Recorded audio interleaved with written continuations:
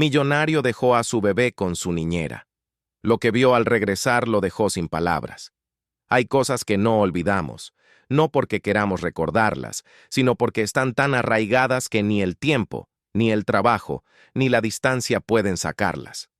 Para Rafael Monteiro, ese lugar era el asiento trasero de un coche un viernes lluvioso, con la mano de Ana agarrada a la suya, mientras las luces del salpicadero parpadeaban y la rueda delantera izquierda perdía contacto con el asfalto mojado.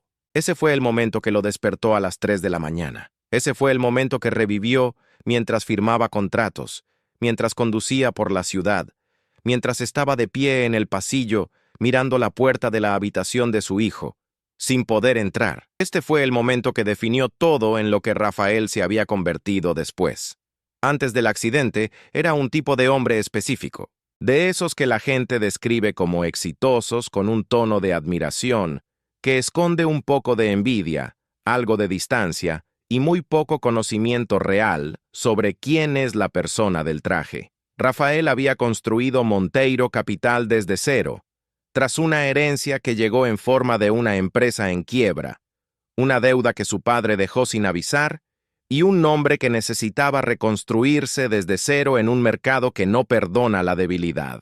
Le había llevado 7 años de levantarse antes del amanecer, acostarse después de medianoche, renunciar a fines de semana y festivos, y a todo lo que no estuviera directamente relacionado con el objetivo de demostrar que los Monteiro no estaban acabados. Y lo había logrado, por un margen que incluso él consideraba excesivo. Pero la verdad que Rafael rara vez admitía, ni siquiera a sí mismo y mucho menos a nadie, era que toda la empresa se había construido sobre una motivación que nada tenía que ver con el dinero, tenía que ver con Ana. Ana, quien lo había apoyado durante los años más difíciles, cuando la caja era negativa y los acreedores llamaban cada semana, y algunos empleados de su propio padre venían a preguntar con toda la delicadeza posible si no era hora de declararse en quiebra y empezar de cero con otro nombre. Ana, quien había trabajado en una oficina de contabilidad durante el día y estudiado administración de empresas por la noche, y llegaba a casa con los pies doloridos y los ojos cansados, e incluso entonces le preguntaba cómo estaba antes de preguntar nada más. Ana, quien había dicho, una tarde de domingo cualquiera, mientras comían bocadillos baratos en el balcón de un apartamento demasiado pequeño para los dos, que ella creía en él más de lo que él creía en sí mismo, y que eso les bastaba a ambos, mientras él aún aprendía. Fue para Ana que la construyó. Fue con Ana que planeó cada paso de lo que vendría después. Ana eligió la mansión, no por su tamaño, sino por su jardín. El viaje a Europa fue idea suya. El embarazo lo planearon los dos durante una larga conversación en un balcón con vistas al mar, donde ella, con la organización metódica que era una de las cosas que más le gustaban de ella, había enumerado todas las razones por las que era el momento adecuado. Rafael había accedido a todo y no había necesitado fingir, porque él también lo deseaba. Deseaba una familia con ella más que cualquier otra cosa que el dinero pudiera comprar. Teo fue planeado. Se esperaba. Se celebró con una alegría que Rafael nunca había sentido en ningún acuerdo cerrado, en ningún contrato firmado, en ningún logro profesional de toda una vida llena de ellos. Y luego llegó el viernes lluvioso. El conductor del camión se había quedado dormido. Eso fue lo que determinó posteriormente la investigación forense.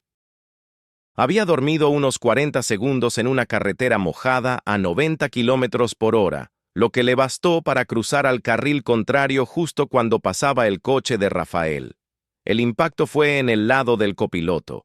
Ana falleció antes de llegar al hospital. El bebé, que estaba a menos de 3 semanas de nacer, nació por cesárea de urgencia, mientras Rafael yacía inconsciente en un pasillo del hospital, sin poder firmar ningún documento y sin poder estar presente en ninguno de los dos momentos más importantes de la noche.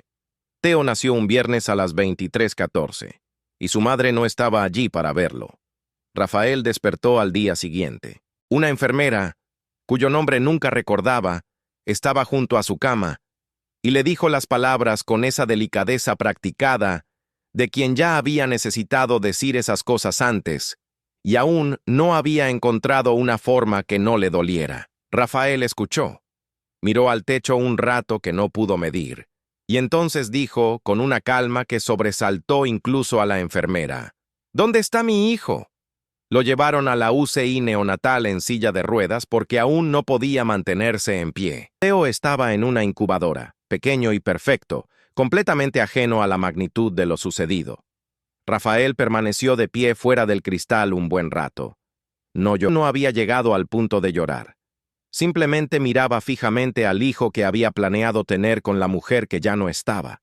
El llanto llegó 3 semanas después, solo en casa, a las 2 de la mañana, cuando Teo dormía, y la casa estaba tan silenciosa como siempre cuando no había nadie más para llenar el silencio.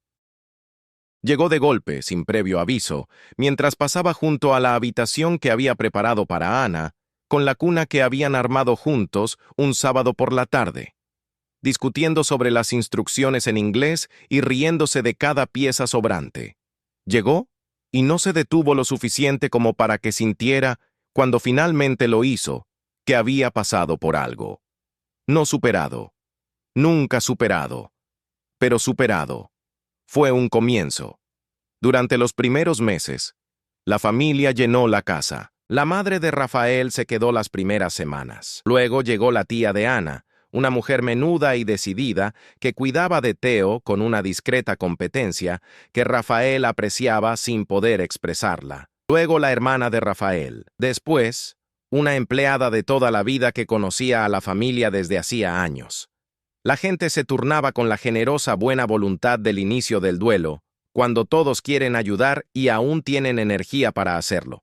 Pero también cada uno tenía su propia vida, sus trabajos, sus hijos, sus rutinas que se habían interrumpido temporalmente y no podían esperar eternamente. Se fueron marchando poco, y Rafael se quedó con Teo, con un equipo de empleados que se encargaban de la casa y parte de la logística, y con la creciente conciencia de que necesitaba algo más estable, alguien que se quedara, alguien en quien pudiera confiar, no por obligación familiar, sino por decisión profesional, con referencias verificables y un compromiso real con el bienestar de su hijo. La búsqueda de una niñera se realizó con el mismo rigor que aplicaba a los ejecutivos de contratación. Se analizaron los currículums, se verificaron las referencias por teléfono, se realizaron entrevistas con preguntas específicas sobre situaciones de emergencia, temperamento bajo presión y conocimiento sobre desarrollo infantil. Entrevistó a 6 personas antes de Carla. Ninguna de las 6 pasó a una segunda entrevista. Carla Ferreira fue recomendada por la pediatra de Teo, la doctora Mendonza, quien había estado siguiendo al bebé desde que estaba en la UCI neonatal y eligió sus palabras con cuidado al hacer la recomendación. Dijo que Carla era diferente, no dio más explicaciones. Simplemente le dijo que la conociera y le dejó la decisión final. Carla tenía 28 años.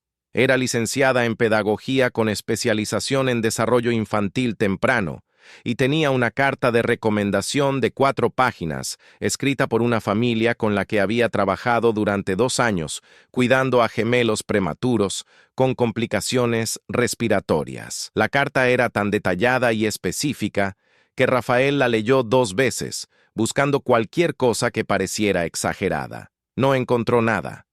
La entrevista estaba programada para un miércoles por la tarde. Rafael había preparado una lista de 32 preguntas.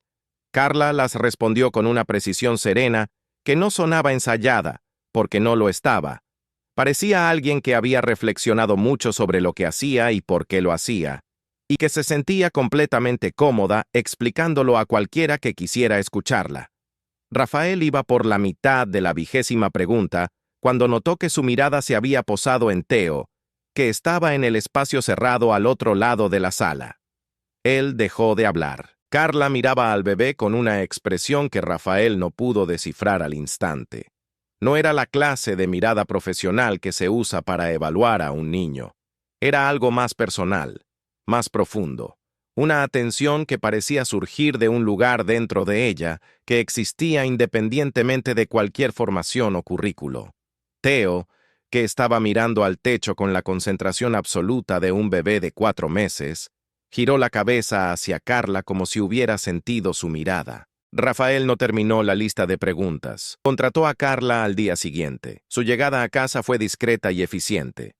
Llegó el primer día con una libreta azul de tapa dura y pasó la primera hora tomando notas mientras la niñera anterior repasaba la rutina de Teo. Preguntó sobre horarios, preferencias, qué funcionaba y qué no, qué hacía llorar al bebé y qué lo calmaba. Lo anotó todo con letra pequeña y ordenada. Rafael observó todo desde una distancia educada y sintió, por primera vez en meses, algo parecido al alivio. Los primeros días fueron formales, tal como lo esperaba. Carla fue impecablemente profesional, puntual, comunicativa en todo lo relacionado con Teo y respetuosa del espacio personal de Rafael dentro de su propia casa. Había un límite claro, y Rafael lo respetó con la misma facilidad con la que respetaba cualquier otra estructura funcional. Pero Teo no entendía las fronteras. En la segunda semana, el bebé empezó a reconocer a Carla por el sonido de sus pasos. Rafael lo notó una mañana, mientras caminaba por el pasillo, y oyó a Teo empezar a vocalizar con entusiasmo, incluso antes de que Carla abriera la puerta del dormitorio. Entró.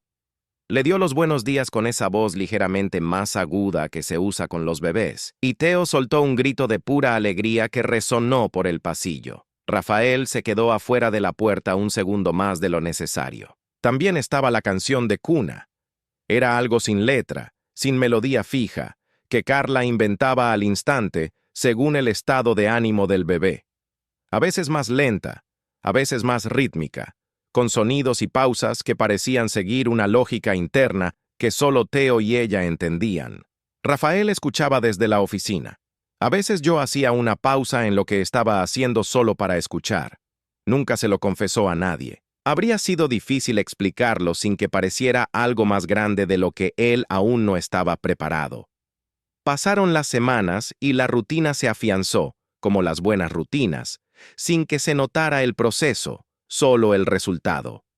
Rafael salía temprano, se sumergía en el trabajo con la intensidad de quien usa la ocupación como anestesia y regresaba tarde. Carla se quedaba con Teo durante el día, entregándole el bebé después de cenar, y siempre había una notita en la encimera de la cocina escrita con esa letra pulcra del cuaderno azul. No eran informes, eran observaciones, de esas que solo notan quienes prestan atención. Teo sostuvo el sonajero él solo hoy, durante exactamente 32 segundos, porque yo conté. Pasó 15 minutos mirando por la ventana las palomas en la cerca. Parecía estudiándolas, con una seriedad que uno reconocería. Hoy sonrió a su propio reflejo en el espejo por primera vez. Se sorprendió, luego se deleitó, y luego intentó morderlo. Creo que realmente es Monteiro. Rafael guardaba todas las notitas, en un cajón de su oficina, dobladas, ordenadas. No sabía exactamente por qué. Solo sabía que tirarlas le parecía mal. Fue un martes, tras una larga reunión, que la vida volvió a dar un giro. Esta vez más despacio, sin el ruido de un impacto repentino.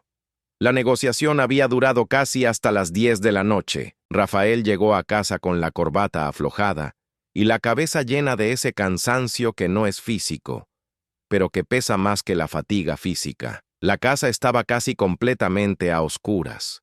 Una luz en la sala. Entró despacio, como siempre hacía cuando llegaba tarde. Dejó el maletín en el perchero junto al recibidor y recorrió el pasillo. Y luego se detuvo.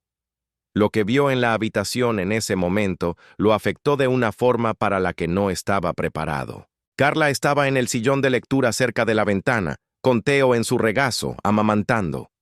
La luz de la lámpara creaba un suave cono a su alrededor. Teo tenía los ojos cerrados, con esa paz específica y absoluta que tienen los bebés cuando están completamente seguros, cuando el mundo entero se reduce a un único punto de calidez y presencia. La mano de Carla estaba plana sobre la pequeña espalda del bebé, sosteniéndolo con suave firmeza. Miraba por la ventana y tarareaba esa nana sin palabras. muy suavemente, casi más para sí misma que para él. Rafael se quedó quieto en la puerta de la habitación. Sabía que era posible. Había leído sobre la donación, la adopción y la lactancia materna durante los meses de frenética investigación que había realizado sobre todo lo que podría convertirlo en un padre mejor, más preparado y más presente, incluso cuando no entendía nada de lo que hacía. Sabía que existía, pero saber que existía y verlo suceder con su hijo, dentro de su hogar, con toda esa paz en ese cono de luz, eran dos realidades completamente diferentes. No entró, no emitió ningún sonido. Se quedó allí observando un instante, lo suficiente para registrarlo todo, cada detalle, cada ángulo de la escena, y luego se retiró por el pasillo. Fue al dormitorio. Se sentó en el borde de la cama sin encender la luz. Se quedó así un rato. No pudo medirlo. No era rabia lo que sentía. No era exactamente conmoción, o no solo conmoción. Era algo más complejo. Era la sensación de haber visto algo que no era para él, pero que lo había conmovido de una manera que trascendía lo racional. Era Theo en esa paz que Rafael no podía reproducir con la misma naturalidad. Era Carla dándole a su hijo algo que iba más allá de lo que él había pedido al contratarla. Era toda la escena funcionando como un espejo que mostraba al mismo tiempo todo lo que deseaba para Theo y todo lo que él mismo no estaba logrando ser. Al día siguiente no mencionó nada. Carla había oído la puerta esa noche. Había percibido su presencia en el pasillo y luego el silencio de su retiro. El día siguiente en un estado de alerta silenciosa, esperando una conversación que nunca llegó, preparando para sí una explicación que había ensayado en varias versiones posibles, pero Rafael no dijo nada. La trató con la misma cortesía formal de siempre. Preguntó por Theo, firmó un cheque para los gastos del mes y fue a su oficina. Pero su silencio era diferente. Había algo en él que ella no podía identificar de inmediato. Era más pesado, más agobiante, el tipo de silencio que no es la ausencia de algo, sino la presencia de algo aún no dicho. Fue un jueves, 4 días después, cuando por fin habló. Y no fue como ella esperaba. No fue una citación formal. Fue durante el desayuno, con Theo en su sillita de bebé entre ellos, probando trozos de puré de plátano con la concentración de un científico y la precisión de un tornado, ensuciándose el babero, la bandeja y de alguna manera también el pelo. Rafael le daba la espalda, removiendo el café, y permaneció así más tiempo del que se requiere para removerlo. Entonces, sin darse la vuelta, dijo: ¿Tienes hijos? La pregunta era sencilla. La respuesta no. Carla guardó silencio un segundo. Lo tuve, dijo, y el tiempo verbal ya lo decía todo antes de las siguientes palabras. Lo perdí a los 4 meses. Cardiopatía congénita. Rafael se giró entonces. Y por primera vez desde el primer día de la entrevista, la miró de verdad. No con la evaluación calculada de un empleador que revisa referencias, con algo que no tenía nombre profesional, con la mirada de quien reconoce en otra persona la geología específica de una gran pérdida. ¿Cuánto tiempo ha pasado?, preguntó. 2 años y 3 meses, dijo. La precisión del número fue su forma de honrarlo. El silencio que siguió fue diferente a cualquier otro silencio en esa casa, que eran numerosos y variados. Fue un silencio de reconocimiento.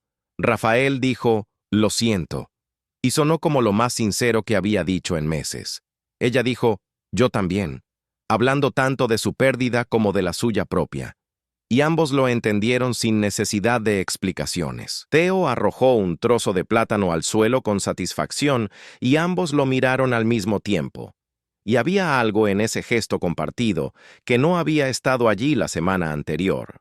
A partir de entonces, las cosas empezaron a cambiar gradualmente, casi imperceptiblemente de un día para otro, pero evidentes al observarlas a lo largo del tiempo. Empezaron a hablar durante la cena. Primero sobre Theo, porque Theo era un territorio seguro, el tema sin campos minados y que ambos podían abordar sin riesgo.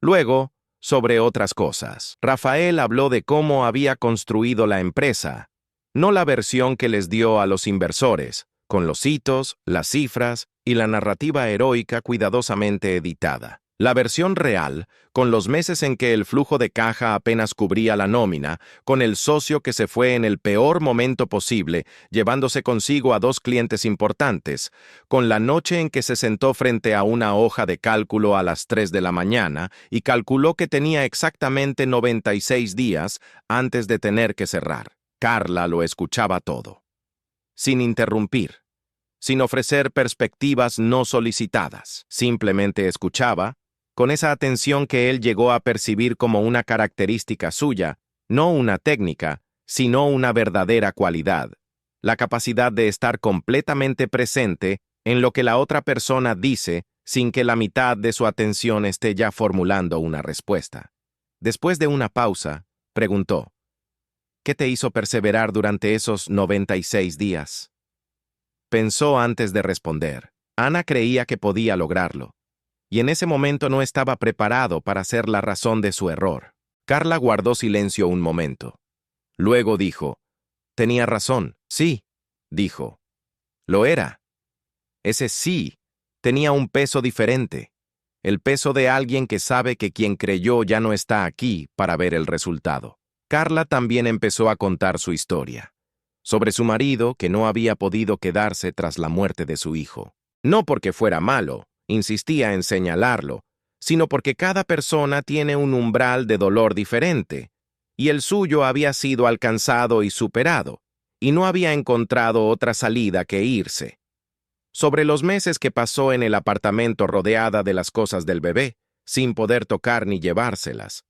Sobre la terapeuta que le había dicho, en algún momento de esos meses, que el duelo no tiene fecha límite y que quien diga lo contrario no entiende de qué habla. Sobre el día en que se despertó y decidió volver a trabajar con niños, no porque lo hubiera superado, sino porque era lo único que tenía sentido seguir haciendo.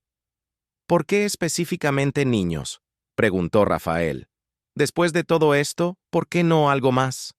Ella pensó. Porque el amor que tenía para darle a mi hijo no se fue con él. Se quedó, y necesitaba un lugar donde ponerlo. Rafael la miró un momento, luego dijo muy despacio, «Teo tiene mucha suerte de tenerte», y Carla dijo antes de pensar, «Lo tenemos las dos». Dio cuenta de lo que había dicho inmediatamente después de decirlo. Una de esas frases que se escapan antes de que el filtro pueda interceptarlas. Lo miró fijamente, esperando que llenara el silencio de alguna manera, haciendo que el comentario fuera menos duro de lo que era. Pero no lo hizo.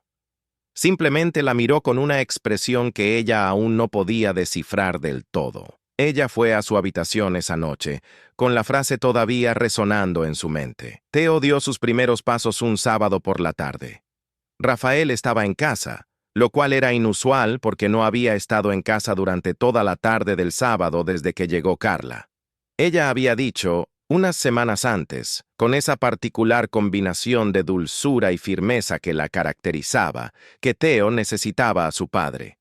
No al padre que llegaba cuando ya estaba dormido. No al padre que se aparecía durante 20 minutos el fin de semana antes de una llamada urgente. El padre en el suelo, de rodillas, a su altura, durante los momentos en que el bebé estaba despierto, activo y descubriendo el mundo. Rafael había estado callado después de eso. Pero la semana siguiente volví a casa el sábado por la mañana, y Teo eligió ese sábado para salir a caminar. Los tres estaban sobre la alfombra del amplio salón. Carla estaba sentada con las piernas cruzadas, con Teo en su regazo, y Rafael estaba a unos 2 metros de distancia, también en el suelo, lo cual ya era un logro considerable para un hombre que había pasado la mayor parte de los últimos 18 meses detrás de un escritorio. Teo estaba de pie, agarrado a la rodilla de Carla, con ese equilibrio inestable y decidido de quien se encuentra en el límite entre 2 mundos y aún no sabe a cuál irá. Y así fue. 3 pasos. 4. Brazos extendidos para mantener el equilibrio, la mirada fija en su padre con una concentración que ningún idioma podía expresar con palabras. Y luego el 5.º paso, que fue demasiado lejos, y Teo cayó sentado en la alfombra con un golpe sordo y soltó una carcajada que llenó toda la habitación. Rafael cogió a su hijo en brazos. Lo abrazó con una fuerza que Teo probablemente no comprendió, pero sintió, pues se quedó completamente inmóvil un segundo, con sus manitas agarrando la camisa de su padre, antes de empezar a moverse, con ganas de volver a la alfombra para repetirlo todo. Rafael miró por encima de la cabeza de Teo y miró a Carla. Lloraba. Sin hacer ruido, sin dramatismo, las lágrimas simplemente caían porque algunas cosas son demasiado para que el cuerpo las contenga sin derramarlas. Rafael también lloraba, y no intentó ocultarlo. Ninguno de los dos dijo nada de un instante que duró más de lo que suelen durar los momentos. Y en ese instante se contuvo más que cualquier conversación que hubieran tenido o tendrían. Alegría compartida, dolor compartido, la conciencia de que ese bebé en la alfombra era amado por dos adultos que habían aprendido, cada uno a la fuerza, que el amor no tiene garantías, pero aún así vale la pena darlo. Teo volvió a la colchoneta e intentó caminar de nuevo. Se cayó a los 2 pasos. Se levantó solo y lo intentó de nuevo. Rafael y Carla lo miraron fijamente, sin poder dejar de sonreír. La tensión entre ellos después era de esas que no se podían ignorar, pero tampoco apresurar. Era una buena tensión, la que existe cuando dos personas se acercan a algo importante y ambos lo saben, pero ninguno quiere arruinarlo yendo demasiado rápido. Rafael había aprendido a reconocer ese estado porque había experimentado lo contrario. La prisa impaciente de quien no puede esperar, con resultados profesionales que a veces funcionaban y a veces eran desastrosos. Con los sentimientos, tenía menos experiencia y más miedo. Empezó a llegar a casa más temprano. Siempre había una razón plausible. Una reunión que había terminado antes, una comida de negocios que se había cancelado, un informe que podía revisarse en casa con la misma eficiencia. Las razones eran técnicamente ciertas, pero funcionalmente eran un pretexto.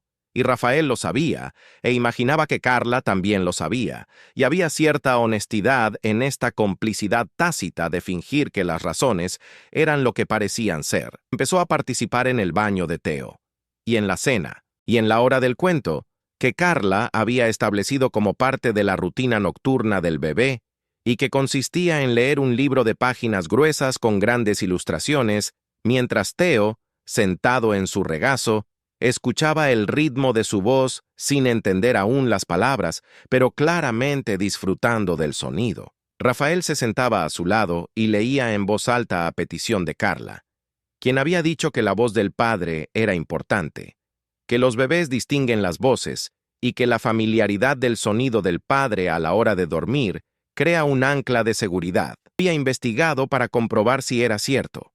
Lo era.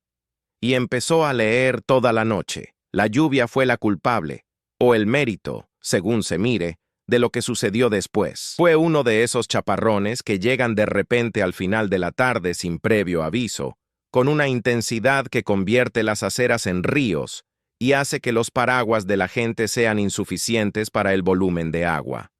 Rafael había salido de casa por la mañana con sol y regresó bajo una cortina de agua que se extendía desde el aparcamiento hasta la puerta de la mansión, una distancia de unos 30 metros que fue suficiente para empaparlo por completo. Carla estaba en la cocina cuando él entró. Oyó la puerta, los pasos mojados en el suelo, y salió con una toalla grande que había traído sin que él se la pidiera, porque era de esas cosas que hacía sin pensar, con ese sentido práctico y cuidadoso que la caracterizaba tanto fuera del trabajo como dentro. Le ofreció la toalla. Él extendió la mano para cogerla. Sus manos se tocaron. Fue un segundo, pero fue uno de esos segundos que transcurren a una velocidad distinta a la del tiempo normal. Ambos sostuvieron la toalla en sus manos, y ninguno la soltó de inmediato. Y en ese segundo estaba toda la conversación que aún no habían tenido, todas las frases que se habían interrumpido antes de ser pronunciadas, todo el peso de lo que había crecido en los meses anteriores sin que nadie lo hubiera planeado. Rafael dijo su nombre, solo su nombre, en voz muy baja, con un signo de interrogación que no era gramatical, pero era real. Carla dijo, «Lo sé». Ella dejó caer la toalla, volvió a su habitación.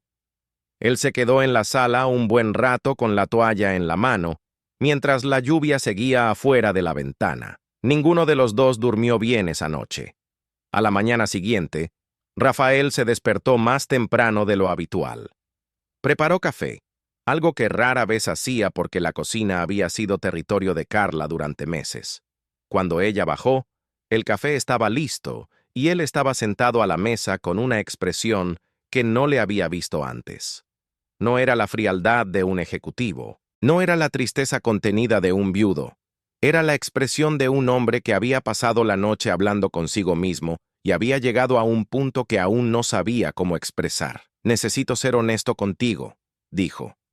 Ella se sentó y esperó. «No sé cómo hacer esto», dijo. «Relaciones, sentimientos, lo de admitir que siento algo antes de estar seguro de qué es. Con la empresa nunca actuaba antes de tener los datos. Con Ana, las cosas simplemente sucedieron cuando era joven y no pensaba tanto. Ahora pienso demasiado, y temo que pensar demasiado me haga perder algo importante por calcular demasiado». Carla escuchó todo sin interrumpir. «Lo que sé», continuó, «es que cambiaste algo dentro de mí que creía que estaba encerrado para siempre, y ya no puedo fingir que no lo sé». Guardó silencio un momento. Luego dijo, «Yo también tengo miedo». «De mí misma», respondió, «de desear algo grande y volver a perderlo. He perdido lo suficiente como para saber que no hay garantía de que lo bueno perdure». «No es así», asintió. «Lo sé mejor que nadie, y sin embargo, estoy aquí diciendo que lo que siento es real y que ya no puedo ignorarlo». Esa conversación no resolvió nada de inmediato, pero abrió una puerta que ninguno de los dos volvió a cerrar. Las semanas siguientes fueron un proceso lento de aprendizaje para estar juntos, más allá de la rutina compartida de cuidar a Theo. Rafael tomó decisiones prácticas con su característico enfoque metódico. Contrató a una segunda cuidadora para compartir turnos con Carla, reduciendo su dependencia financiera únicamente de ese trabajo. Habló con un abogado de confianza sobre las implicaciones legales y éticas de las relaciones en el ámbito doméstico, no por frialdad, sino por responsabilidad. Quería asegurarme de que, si las cosas avanzaban, sería porque ambos teníamos verdadera libertad para elegir, sin el peso desequilibrado de una dependencia que distorsiona cualquier decisión. Carla notó estos movimientos. No dijo nada de inmediato. Pero una tarde, cuando Rafael mencionó al nuevo cuidador temporal, lo miró con una expresión que le costó un momento descifrar. Era reconocimiento. Había comprendido lo que había hecho y por qué.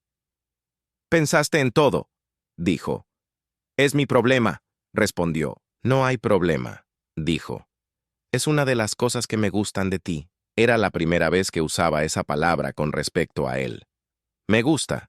Sencillo, directo, sin dramatismo, pero él la escuchó con toda la atención que la palabra merecía. «Llévame a cenar», dijo entonces. Parpadeó. «¿Qué?» «Sal de aquí», dijo. «Donde no hay Theo, ni cocina, ni rutina doméstica. Donde somos dos adultos intentando resolver algo juntos. Llévame a cenar». Él se fue. Eligió un pequeño restaurante en el centro, con mesas lo suficientemente separadas como para permitir una conversación privada. Solo después de sentarse, se dio cuenta de que ya había estado allí con Ana, en el aniversario de una antigua relación. Sintió ese peso por un momento. Luego miró a Carla al otro lado de la mesa, leyendo el menú con la misma seriedad que ella aplicaba a las decisiones aparentemente pequeñas. Y el peso disminuyó sin desaparecer por completo. Así funcionaban las cosas con Ana ahora. No desaparecían. Simplemente encontraban espacio para existir junto a otras cosas. Hablaron durante casi 3 horas sobre lo que habían perdido y lo que habían aprendido de esas pérdidas, sobre sus miedos, sobre lo que cada uno había necesitado para reconstruirse tras los inviernos que habían soportado. Carla dijo que había aprendido que el amor no basta para mantener todo unido, que a veces las cosas que amamos se desvanecen a pesar de todo. Rafael dijo que había aprendido que planificar no es lo mismo que controlar, y que la ilusión de control es una de las más caras que existen. ¿Qué queda?, preguntó. Después de saber todo esto, ¿qué queda? No respondió de inmediato. Se quedó mirando la vela en el centro de la mesa un momento. Luego dijo, la decisión de continuar de todas formas. Desear el mañana aún sabiendo que no está garantizado. Ella seguía mirándolo. Elijo estar aquí, dijo. Esta noche, contigo. Eso es lo que me da miedo, y lo haré de todos modos. El camino de regreso fue silencioso, pero un silencio como ningún otro que habían compartido. Un silencio absoluto, de esos que no necesitan palabras para expresarse. En la puerta principal, con el jardín alrededor y el canto de los grillos en la cálida noche, Carla se volvió hacia él antes de entrar, y él la besó, lentamente, con cuidado, con la conciencia de quien sabe que algunas cosas, una vez comenzadas, cambian el mapa de todo lo que viene después. Ella no retrocedió. Se quedó. Y cuando el beso terminó, apoyó la frente contra la de él un momento antes de entrar. En los meses siguientes, las cosas se calmaron con la lentitud de quienes no quieren apresurar el proceso, pero tampoco quieren perderlo. No anunciaron nada a nadie porque no había nada que anunciar formalmente. Había una construcción, una elección que se renovaba a diario. Una presencia que había cambiado de naturaleza sin que la dirección hubiera cambiado. La madre de Rafael lo supo antes que nadie, claro, porque las madres de Rafael saben cosas antes de que él se dé cuenta de que hay cosas que saber. Doña Lucía apareció un domingo por la tarde con el caldo de pollo que era su expresión de cariño, y pasó media hora en la sala, su mirada vagando entre su hijo y la joven con una atención que fingía ser casual, pero no lo era. Cuando Carla salió a buscar algo a la cocina, doña Lucía le dijo a Rafael sin rodeos, «Esa chica es buena, y tú eres diferente. Madre, diferente es bueno, Rafael. Es la primera vez en mucho tiempo que pareces una persona viva y no solo funcional». No respondió.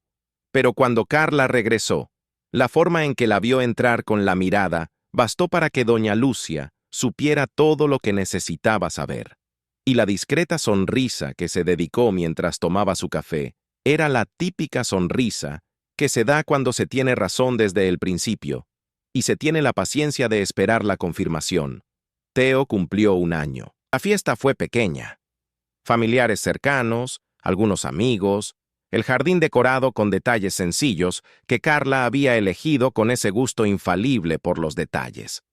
Estaba allí no como niñera, sino como parte de ese círculo íntimo, una posición que nadie necesitaba definir, porque la forma en que ella y Rafael se movían en el mismo espacio ya lo definía para ellos. Teo era el centro de atención, con la seriedad de quien no entiende la ocasión, pero sabe que es importante, y con cada regalo abierto, reía e intentaba comerse el papel de regalo con una consistencia que hacía reír a todo el público. Al caer la tarde, mientras la gente empezaba a irse y el jardín se volvía más silencioso, Rafael encontró a Carla en la terraza. Ella sostenía a Teo en su regazo, ambos contemplando el jardín bañado por la luz anaranjada del sol vespertino, mientras el dedo meñique de Teo señalaba una mariposa en el borde de la cerca. Era casi la misma escena que hacía meses, la misma paz, pero todo era diferente, porque ahora no estaba afuera mirando hacia adentro, estaba entrando. Él estaba de pie junto a ella, hombro con hombro, los tres contemplando el jardín que se estaba volviendo dorado. «Es tan terco como tú», dijo Carla. «Así son los Monteiro», respondió. Ella rió, y él la observó con la mirada, como quien sabe que está viendo algo que quiere seguir viendo. Entonces dijo, sin planearlo, «Te amo». Ella se volvió hacia él. «Sé que es pronto», continuó. «Sé que hay demasiadas capas, pero he aprendido que esperar el momento perfecto es una forma sofisticada de perderlo todo. Así que te digo ahora, aquí, con Teo como testigo, que te amo». Teo, completamente ajeno al peso del momento, Eligió ese instante exacto para acariciar con entusiasmo científico las mejillas de Carla. Ella se rió, con los ojos llenos de emoción, y dijo, «Yo también te amo», incluso antes de entender que eso era lo que sentía. 3 meses después, un lunes cualquiera, con Theo sobre la alfombra apilando bloques con la seriedad de un arquitecto y Carla arrodillada a su lado señalándole dónde poner el siguiente, Rafael llegó temprano a casa y se quedó en la puerta con la mano en el bolsillo de la chaqueta. Ella levantó la vista. Notó algo. Se quedó en silencio. Se acercó a ella. Se arrodilló también en la alfombra con Theo entre ellos. Sacó la cajita de su bolsillo. «Hice 3 versiones de un discurso», dijo. «Todas sonaban como presentaciones para inversores, así que lo simplificaré». Pausa. «Me devolviste las ganas de volver a casa. Me devolviste a un hijo que me perdía porque yo estaba perdido. Me devolviste la capacidad de desear el mañana, que es lo más preciado que había perdido. No tengo certezas que ofrecerte, pero tengo la opción de querer construir contigo. Cada día, pase lo que pase». Carla lo miraba con ojos que no revelaban nada. «Una casa llena», dijo. «Eso es lo que Ana quería. Eso es lo que yo quería con ella, y no tuve tiempo para tenerlo. Fui una casa vacía por mucho tiempo. Contigo está llena de nuevo, y quiero que siga así». Theo derribó la torre de bloques con un ruido sordo satisfactorio y se rió, encantado con el resultado. Rafael abrió la caja. «¿Quieres casarte conmigo?» Carla miró el anillo, luego a Theo, luego a Rafael, y dijo, «Sabes que va a ser difícil, que tenemos una historia difícil, que habrá días complicados, que yo no soy Ana ni tú eres el marido que tuve, y que vamos a tener que aprender el uno del otro desde cero cada día». «Lo sé», dijo. «Aún quiero hacerlo».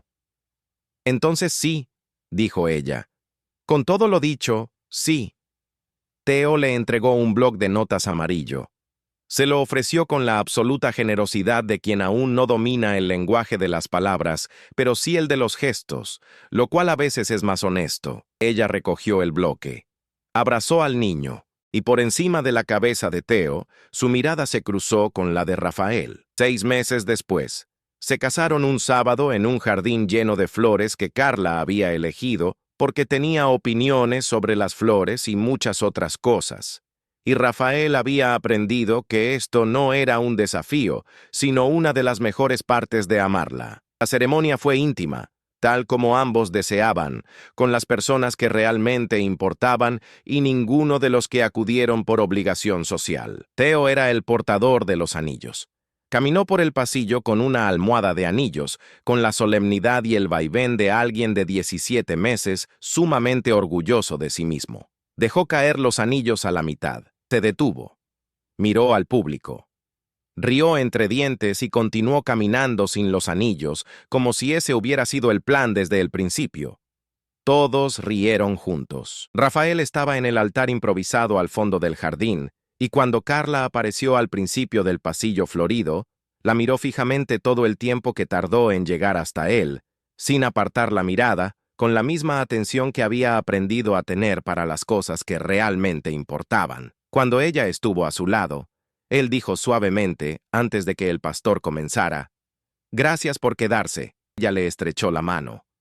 «Fue fácil», dijo. «Tú y Theo son las personas más fáciles de querer que he conocido». El pastor comenzó. El sol era perfecto, de esos que no se pueden programar. Theo se sentó en el regazo de doña Lucia durante la ceremonia, alternando entre mirarlos con solemne atención e intentar alcanzar las flores de la decoración con admirable persistencia. Cuando el pastor le preguntó si Rafael aceptaba a Carla, dijo que sí antes de terminar la frase. Doña Lucía cerró los ojos y respiró hondo con la satisfacción de quien lo sabía desde aquella tarde de domingo, mientras tomaban el caldo de pollo. Cuando se besaron, Theo aplaudió, porque todos aplaudían, y él era un monteiro, y los monteiros participan, y la casa estaba llena, no como Rafael lo había planeado, nunca como uno planea. Pero así es como resultan las cosas cuando las personas adecuadas se encuentran después de aprender, a las malas, lo que realmente importa. Porque eso es lo que hacen las historias verdaderas. No te dejan en el mismo lugar donde estabas antes de que comenzaran. Algo cambia. A veces es pequeño, un pensamiento que no existía antes, una perspectiva que no era tuya hasta ahora. A veces es más grande que eso. A veces, una historia como esta llega en el momento justo para recordarte que el duelo no es el final, que la capacidad de amar no desaparece con la pérdida, que la vida tiene esa hermosa terquedad de seguir ofreciendo cosas buenas a quienes encuentran el coraje de seguir abriendo las manos. Rafael pasó 18 meses con las manos apretadas, protección, autoconservación, la única manera que conocía de no perder nada. Pero las manos apretadas no pueden recibir nada. Y Carla, sin empujar, simplemente estando presente, hizo que esas manos, muy lentamente, se abrieran de nuevo. ¿Conoces a así? Alguien que simplemente existe de una manera que hace que las cosas a su alrededor sean más ligeras, más posibles, más reales. Si es así, díselo hoy. No esperes el momento perfecto, porque como Rafael aprendió a las malas, el momento perfecto es la excusa que usamos cuando tenemos miedo de equivocarnos. Y a veces, equivocarse con alguien es justo el comienzo de lo que necesitábamos construir. Si te quedaste aquí hasta el final de esta historia, si estuviste con ellos desde el primer momento de dolor en el asiento trasero del coche bajo la lluvia hasta este jardín lleno de sol y flores, y Teo aplaudiendo sin saber muy bien qué, necesito que hagas una cosa ahora. Deja tu me gusta, no porque sea un número, sino porque cada me gusta le dice a este canal que historias como esta importan, que la emoción real importa, que la gente quiere más que entretenimiento vacío y fugaz. Comenta abajo el momento que más te conmovió de esta historia. ¿Qué escena se te quedó grabada? ¿Qué sentiste? Puede ser una línea, puede ser un párrafo entero. Leo absolutamente todo y cada comentario me importa mucho para que este trabajo siga llegando a más gente. Si aún no estás suscrito al canal, suscríbete ahora y activa la campanita, porque cada semana hay una nueva historia aquí, de esas que se quedan contigo después de que la pantalla se apague y te duermas y siguen ahí, trabajando silenciosamente en tu interior. Gracias por quedarte. Gracias por compartir este momento con nosotros. Hasta la próxima historia.